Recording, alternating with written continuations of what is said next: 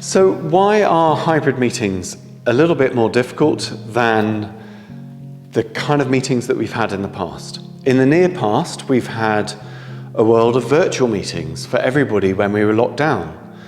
And during that, we discovered how to work our meetings. And of course, it was kind of from the shoulder upwards for most people. But we also discovered the software that enabled us to do complex things and have post-it notes or do strategic planning or meet with many people in different ways through webinars and all sorts of ways by which we had meetings. Before that, we had meetings in person. And of course, those were also difficult at times. But the fundamental purpose of a meeting is for humans to work together and do something creative, using each other as capacity, make decisions, and help learn things together. So it was really important that we did that as a whole group when we had meetings.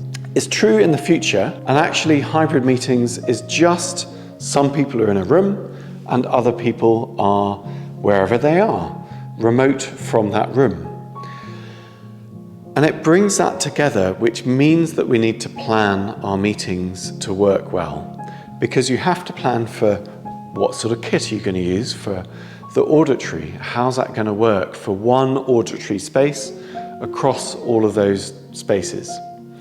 We also need to plan for how it's going to work visually, how we're going to see each other, and how we're going to see the documentation, the post-it note exercise, the strategy development that we're going to do together.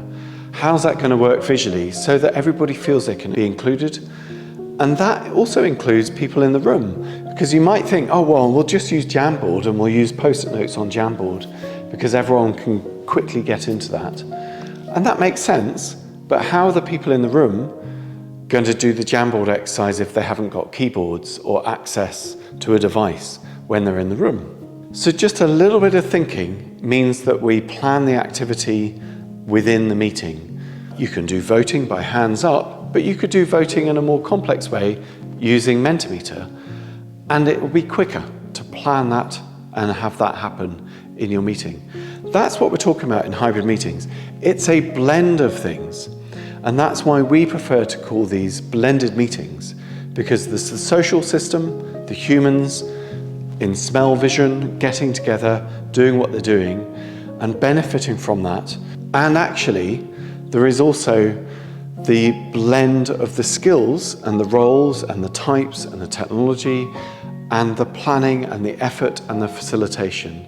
And of course, it is a blend that makes a fantastic meeting happen, preferably a phenomenal meeting where people really grow together, they learn something, they go away having had a good experience.